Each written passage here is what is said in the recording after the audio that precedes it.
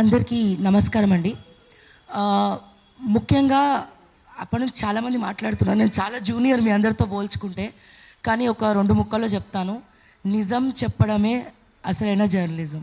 Point number 1. So డెఫినెట్గా అది ప్రభుత్వమైనా ఎవరైనా నిజాన్ని ఉన్నది ఉన్నట్టు చెప్పడం అనేది తప్పేం కాదు. ఇంకోటి మా అన్న ఇందాక టీయూఓ డబ్ల్యూజే తరపున ఒక మాట అన్నారు. ఏమన్నారంటే, ఒక వార్త వచ్చింది, ఒక రిపోర్టర్ ఒక వార్తని వార్తాపత్రికలకు పంపిస్తే ఎడిటర్ ఎడిట్ చేస్తాడు, ఆ పైన వాళ్ళు ఎడిట్ చేస్తారు. అట్లా ఎడిట్ చేసుకుంటూ ఈ రోజున ప్రజా సమస్యలే ఎడిట్ అయిపోయినాయి. సో అందుకని ఏమైపోయింది, పబ్లిక్ మెయిన్ ప్రజా సమస్యల గురించి ఎవరైతే వాయిస్ ఇస్తున్నారో వాళ్ళకి అట్రాక్ట్ అవుతున్నారు, వాళ్ళని సంప్రదిస్తున్నారు, వాళ్ళ గురించి అంటే వాళ్ళ గురించి మాట్లాడమని అడుగుతున్నారు. అండ్ ప్రజా సమస్యలపైన సగం ఇంటెలిజెన్స్ లాగా సోషల్ మీడియా పనిచేస్తూ ఉంది. అండ్ చాలా ఛానల్స్లో, శాటిలైట్ ఛానల్స్లో కొన్ని ఛానల్స్లో చాలామందికి జీతాలు లేవు. అట్లా జీతాలు ఒక 3 నెలలు, ఇప్పటికి కూడా 3 నెలలకు ఒకసారి 4 నెలలకు ఒకసారి జీతాలు ఇచ్చే ఛానల్స్ చాలా ఉన్నాయి. సో వాళ్ళందరూ కూడా సీనియర్ జర్నలిస్టులే, వాళ్ళందరూ కూడా రిపోర్టర్సే. వాళ్ళందరికీ కూడా ఒక కొత్త ప్లాట్ఫామ్ ఏంటి, యూట్యూబ్, వాళ్ళు సొంతంగా సంపాదించుకోవడానికి.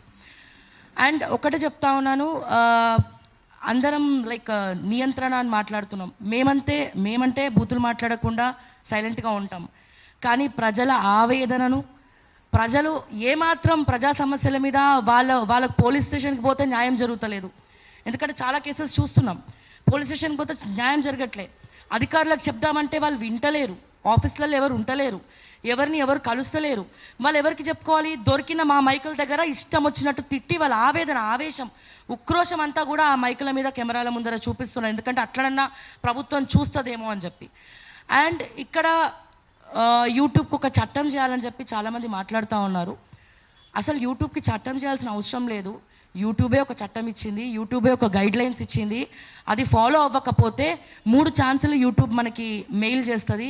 సో ఎక్కడైనా తప్పు జరిగినా, బూతులు మాట్లాడినా, స్టార్ మార్క్స్ పెట్టుకోకపోయినా, ఏం పెట్టుకోకపోయినా ఫస్ట్ ఛానల్ మీద స్ట్రైక్ వేసి 15 days 1 month పనిష్మెంట్ కింద యూట్యూబ్ మా ఛానల్నే తీసేస్తుంది. మళ్ళీ 1 month తర్వాత మళ్ళీ మా ఛానల్స్ మాకు వెనుకకు వస్తాయి. సో అసలైన గైడ్లైన్స్, అసలైన చట్టం యూట్యూబే ఇచ్చింది. ఒకలో ఇద్దరో ఏవో పొరపాట్లు చేస్తూ ఉంటారు.